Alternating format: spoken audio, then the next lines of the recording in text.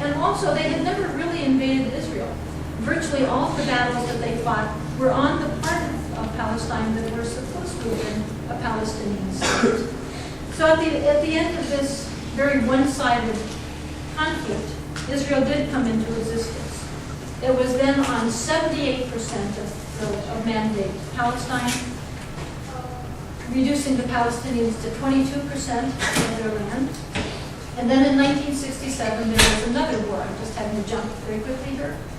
In 1967, Israel then initiated another war.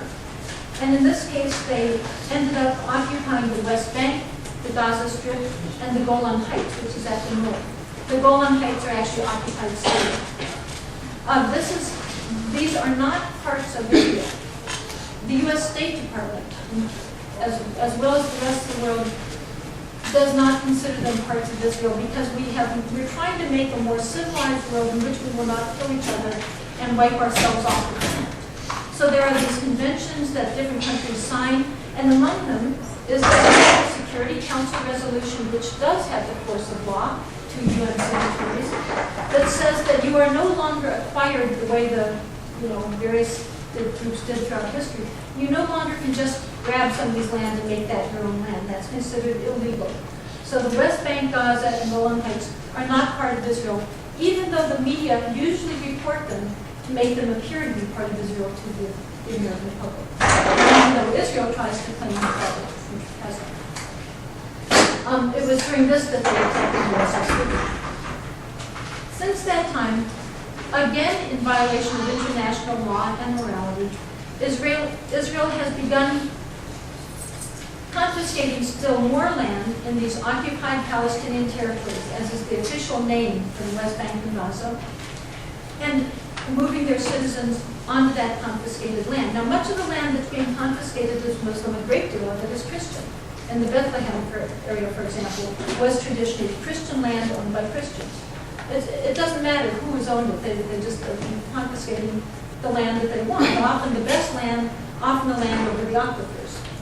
So they're confiscating more and more of that land. Those red dots are Jewish-only colonies on somebody else's land. Now, I used to call them Israeli-only because I try to be very precise, as we should. But the fact is that a portion of the Israeli population, about 20%, are Muslim and Christian. Because they're the people that manage, they were usually pushed out of their villages, but sort of stayed within the boundaries of what became Israel. So they are allegedly Israeli citizens, but they are not allowed to live in those red dots. In fact, it is illegal to even work in those red dots. So those are the settlements that you often hear about without sort of explaining what they are or where they came from. The red dots in the Gaza Strip finally were removed a few years ago. That land was returned to the Palestinians, who were the rightful owners, and those people were finally removed, as the law required. Now, in some ways, that seems like an improvement to many people. That nobody, I think, most people do not approve of stolen land. The problem is that now they have basically turned Gaza into the largest open-air concentration camp on the planet. Israel controls the borders. It controls the sea. It controls the borders with Israel. And Egypt allegedly controls the southern border, but basically does what Israel tells it to do, and what the U.S. tells it to do, because we have bought off Egypt, we give them a lot of money as well, in an agreement that was made on behalf of Israel a number of decades ago. So I can attest to the fact that it is extremely difficult to get into and out of Gaza. It's a prison.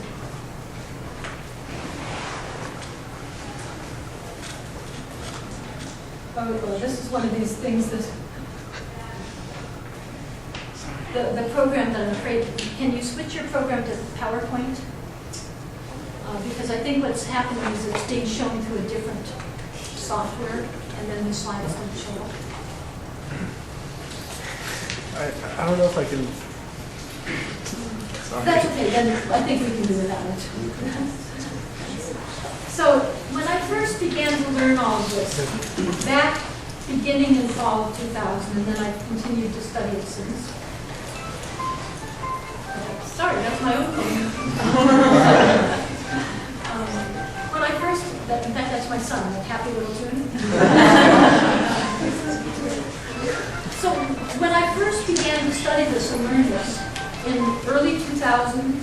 then into in fall 2000, but then into fall, early 2001, I was astounded because, as I said, it's very different than what I had been brought up believing and led to believe.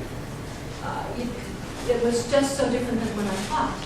And what seemed to me, as I learned more and more, kept looking into it more and more, is that it seemed to me that what I was beginning to learn, if it were true, then our moral responsibilities were really the opposite of what I and many other people believe them to be.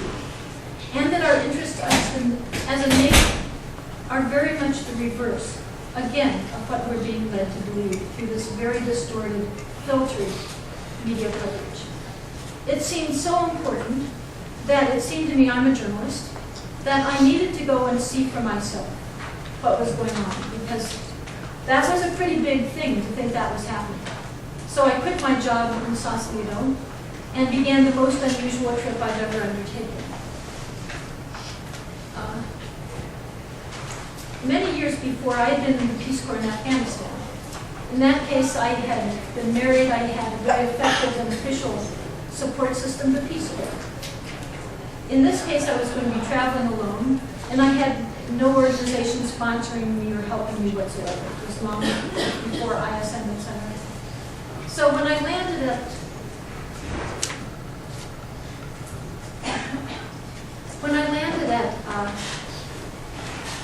on February 7th at 8 p.m., I was scared. I sort of thought, why did I decide to do this? What's it going to be like for a single female American to wander alone to a Muslim land that's in the middle of a violent uprising, and that's at the very epicenter of a region portrayed widely as extremely hostile to Americans and to gentlemen and to women? What's it going to be like for that? But I was there, and I continued. And what I found is that these were two more of these myths that are as widely believed as they are false. The fact is that on that trip and on many trips since, I've consistently traveled randomly and haphazardly, independently, throughout Gaza and the West Bank, and I have been welcomed. People have invited me to stay in their homes. I am treated with respect and have been completely safe, time after time. When people learn that I'm an American, and I always tell them that, the consistent response has been welcome. And yet the image that we continue to see, instead of seeing these, are images that make it appear to us that Palestinians are all terrorists. This type of image. We should see them. I'm showing them to you. I took this picture. I was standing next to this man when I took this picture. Here it is. Here's the cardboard box that they were burning. I didn't use a telephoto lens. All the pictures I'm showing you, I took myself. They were burning a cardboard box in the funeral for a small boy who had been killed the day before. I think we should also see what most of the people in the funeral look like. This girl said to me, do you think we're all terrorists? Because they know that's what we're being led to believe about them. These happen to be Palestinian Christians. I would consistently ask them, how is it for you? You're a tiny minority here. Is it difficult? What are relations like with Muslims, etc.? And they would all just look at me and say, we're all Palestinians. We're all Palestinian brothers and sisters, and we're all being pushed out by Israel. Bethlehem, by the way, is behind the wall, the Israeli wall. It's being strangled. This is their little son, George, holding a fragment of the Israeli missile that came through the wall. As I was going around this area, I learned that Palestinians were largely being kept in prisons within larger prisons. For example, you often could not get from one town, this is in the West Bank itself, in Gaza itself back then, you could not get from one town to the next town quite often to go to school, to go to the hospital, to deliver your baby, to go to work, because there were Israeli checkpoints in the middle of the West Bank, preventing you from getting to visit your son, go to school, or work. I grew used to almost, when I was traveling around Gaza, arriving at a street corner and seeing Israeli soldiers in tanks with fixed machine guns aiming straight at you. You hope they didn't shoot you, as they had lots of people. At night, you couldn't really see the soldiers very well, but you saw the flashlight with which they signaled whether or not you were allowed to continue driving, to continue living. That was routine. That was in the good parts of